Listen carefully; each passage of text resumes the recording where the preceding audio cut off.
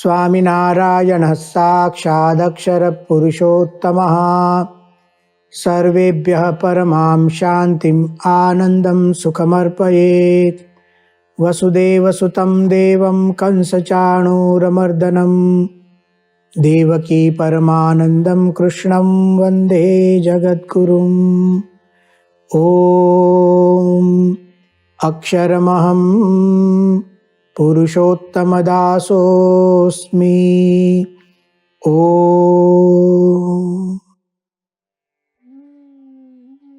भगवान श्री कृष्ण दूसरे अध्याय के 27वें श्लोक में एक सनातन सिद्धांत समझाते हैं।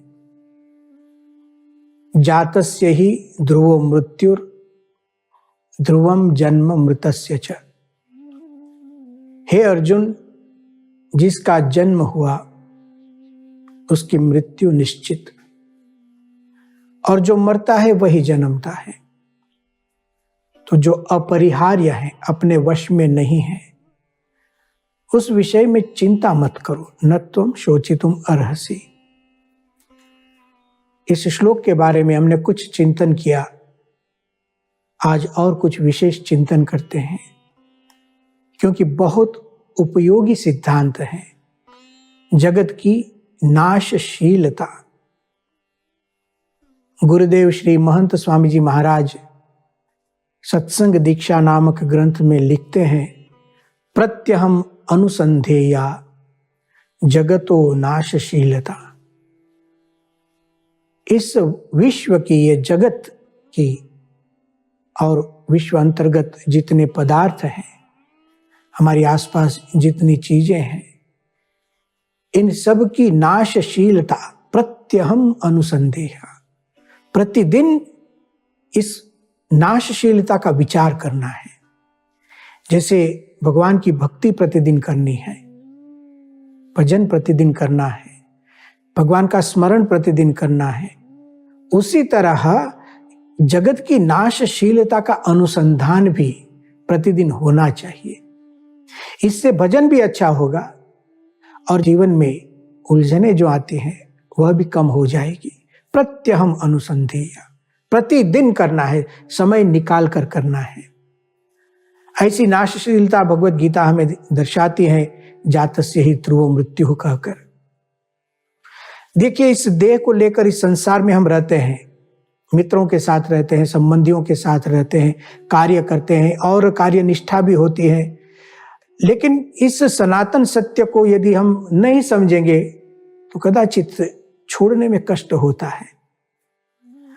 और जब कुछ वियोग होता है, कोई चला जाता है, तो फिर से चिंतित हो जाते हैं। समझ कर रखिए कि मृत्यु अवश्यम भावी, परिवर्तन अवश्यम भावी। इसको दृढ़ करके रखिए। जिंदगी में हजारों का जोड़ा जुड़ा, किसी ने लिखा है, जिंदगी में हजारों का जोड़ा जुड़ा, पर हंस जब उड़ा तो अकेला उड़ा। न वो राजा रहे, न वो रानी रही, कहने को बस एक कहानी रही। सनातन सत्य है।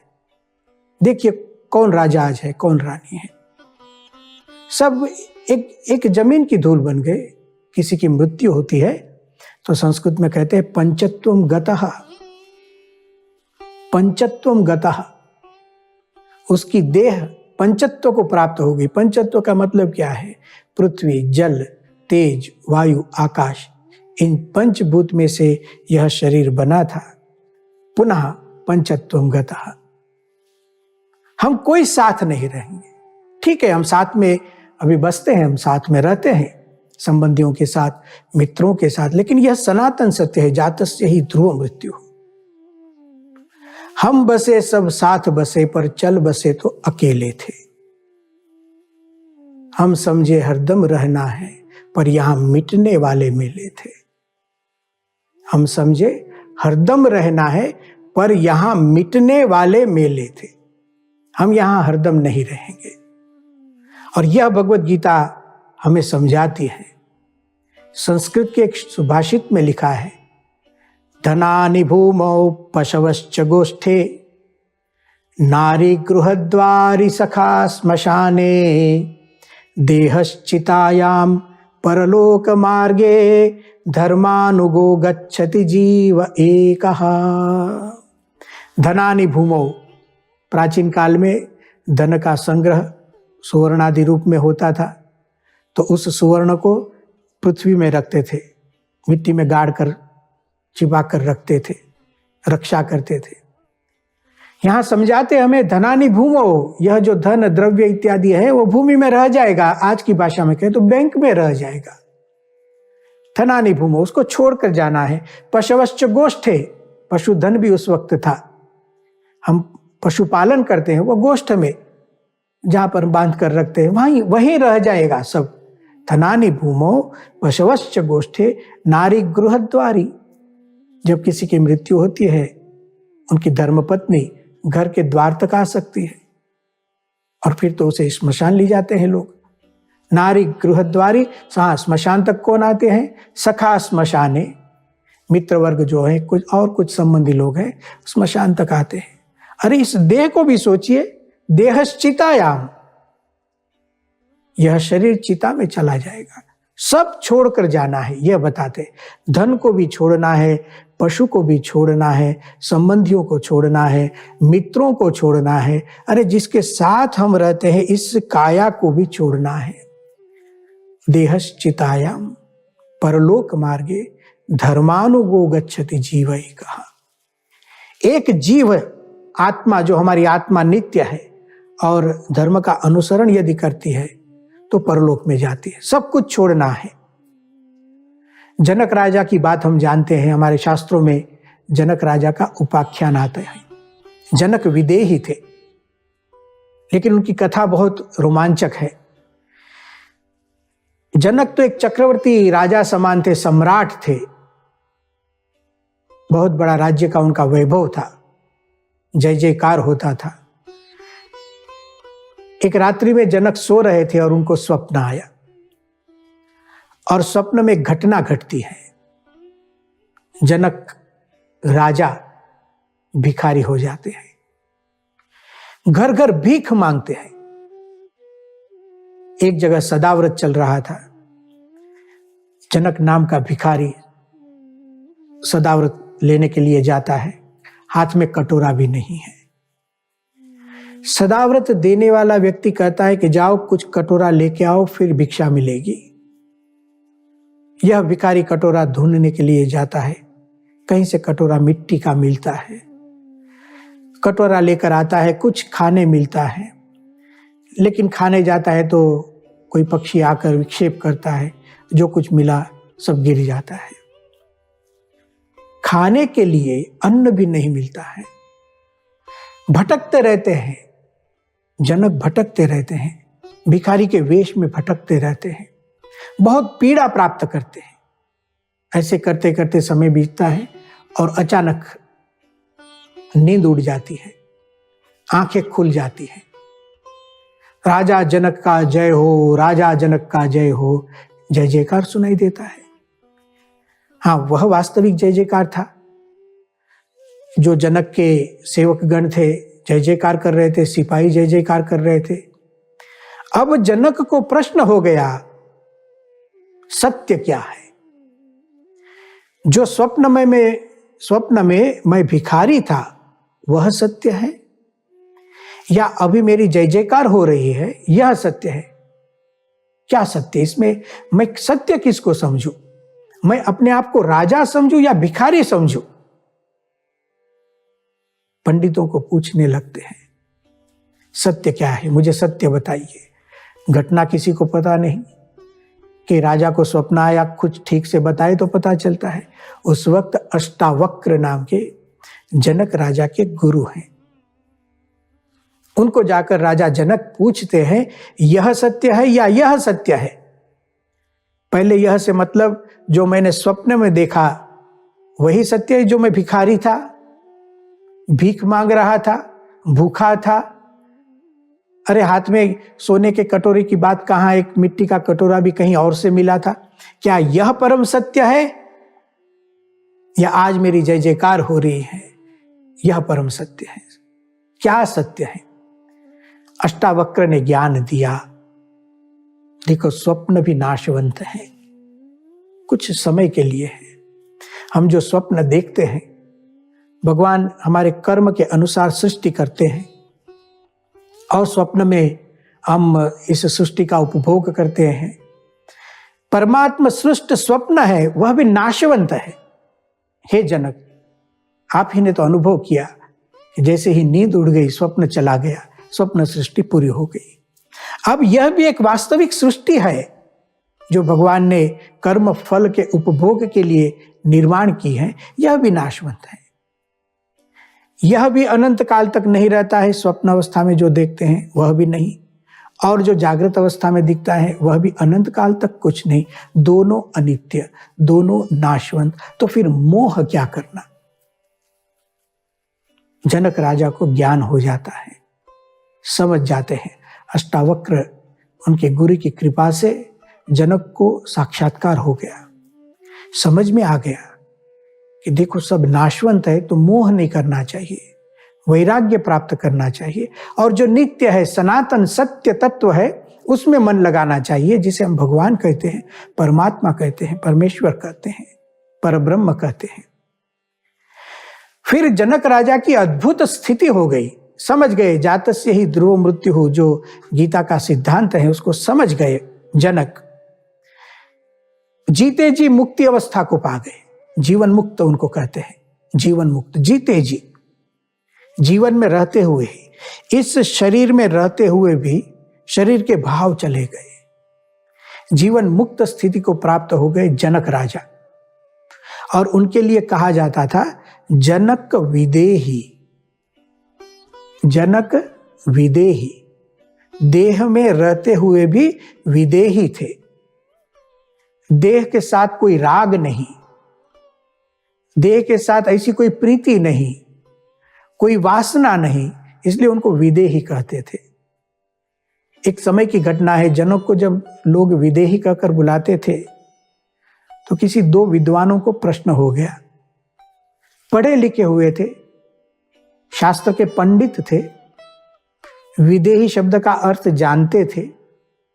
विदेही शब्द का अर्थ शास्त्रों में ऐसा कहा है कि जब किसी व्यक्ति को मृत्यु हो जाती है और मृत्यु होने के बाद यदि वह ब्रह्मज्ञानी होता है तो उसकी देह यहाँ छूट जाती है, लेकिन उसकी आत्मा देह को छोड़कर अर्ची मार्ग से भगवान के घर पर चली जाती है। उसको विदेह मुक्ति कहते हैं। उसमें देह को छोड़ देना पड़ता है। विगतः देहः, मृत्यु के बाद ही यह मुक्ति हो सकती है। देह में रहते हुए विदेह किसी को कहा नहीं जा सकता। यह तो पंडित थे, शास्त्र में जैसा लिखा है उसी को मानते थे। जनक को विदेही कहते थे, तो इन पंडितों को प्रश्न हो गया कि जनक को विदेही क्यों कहते हैं। तो किसी ने कहा आप जनक को ही पूछिए।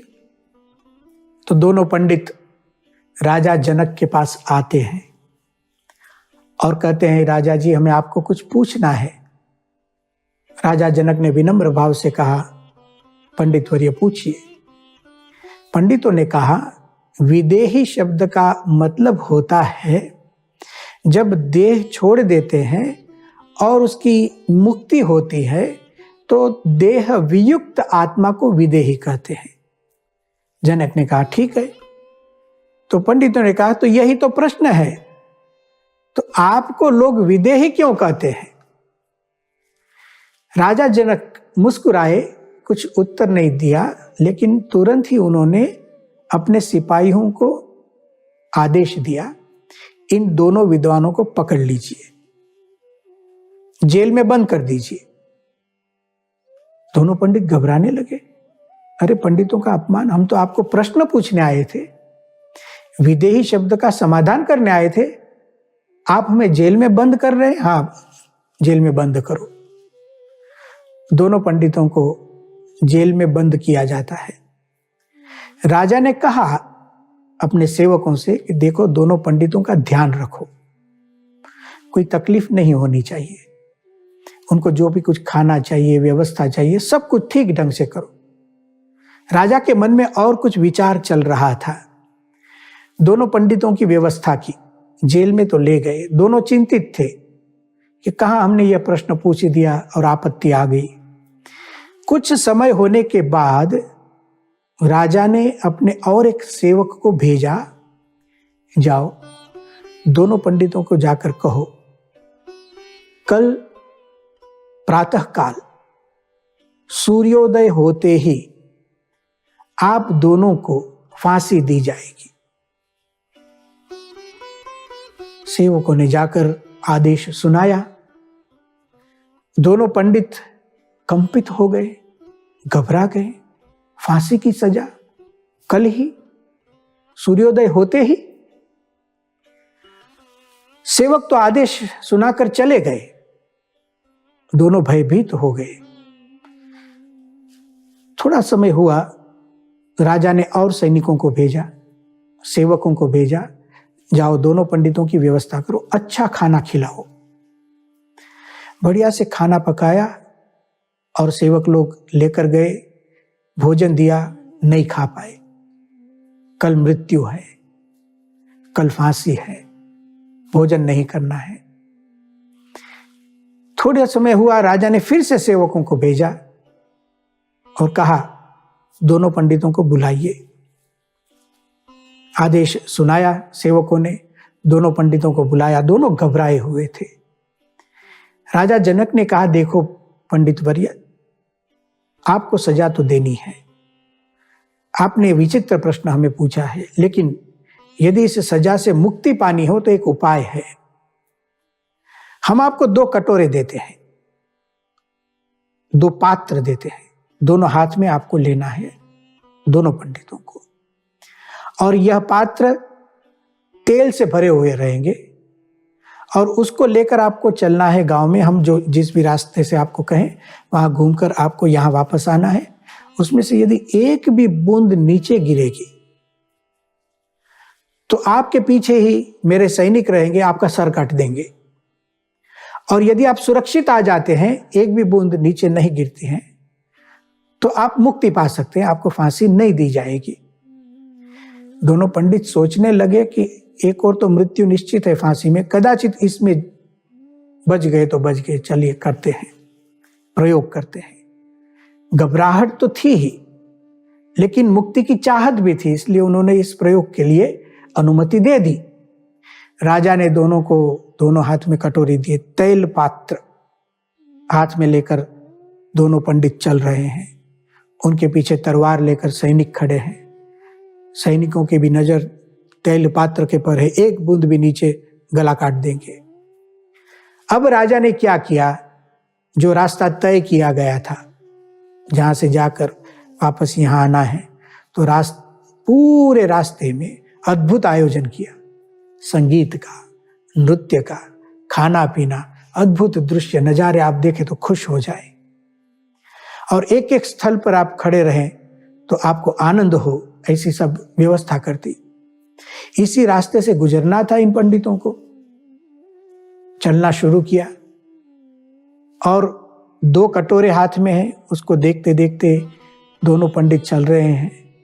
भगवान की दया से इतनी स्थिरता, इतनी एकाग्रता, ये तो जीवन मरण का प्रश्न था। और दोनों सुरक्षित आ गए, बच गए। और दोनों ने सोचा बस अब तो बच गए, अब यहां से जल्दी निकल जाना है, अब कुछ पूछना नहीं है। जैसे ही आ गए कि अब राजा जी हमें मुक्ति दीजिए, राजा जी ने कहा ठहरो, अभी हमें प्रश्न पूछना है। अरे भाई, अब क्या प्रश्न पूछना है? राजा ने कहा अब आपको वर्णन करना है, जिस रास्ते से आप गुजरे वहां आपने क्या क्या देखा, उसका वर्णन सुनाइए, दोनों को सुनाना है। तो पहले पंडित ने कहा देखो राजा जी, इस रास्ते से जब हम गुजरे हमने क्या क्या देखा आप मुझे पूछते हो?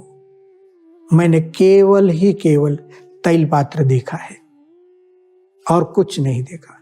राजा ने कहा कुछ नहीं, फिर से अब एक बार फिर से जाइए। इस पंडित ने देखा जिस रास्ते से निकले थे, ओह यहाँ तो नृत्य है, यहाँ संगीत है, यहाँ तो खाना भी है। दूसरे को पूछा आपने क्या देखा? तैल पात्र ही देखा। राजा ने कहा, देखो जिस रास्ते से गुजरे देख लो एक बार, संगीत, नृत्य, गाना बजाना, खाना, सब कुछ तैल पात्र ही दिखा। राजा पूछते हैं, इसका रहस्य सुनाइए। अब सब कुछ आसपास था, आवाजें थी, मनोहर आवाजें थी, खाना पीना, उसकी सुगंध भी आती है। अच्छा खाना होता है तो उसकी अद्भुत एक सुगंध होती है, हम पहचान जाते क्या खाना बनाया है, अद्भुत चीजें होती है। कुछ पता नहीं चला, इसका रहस्य सुनाइए। तब दोनों पंडितों ने एक जीवन का अनुभव सुनाया कि मृत्यु का अनुसंधान इतना था, जीने की चाहत इतनी थी, लेकिन काल दिख रहा था। पीछे एक तलवार खड़ी है, नंगी तलवार है, एक बूंद भी नीचे गिरेगा तो मर जाएंगे। मृत्यु का अनुसंधान, मृत्यु का इतना अनुसंधान था कि पूरी एकाग्रता तैल पात्र पर बन गई।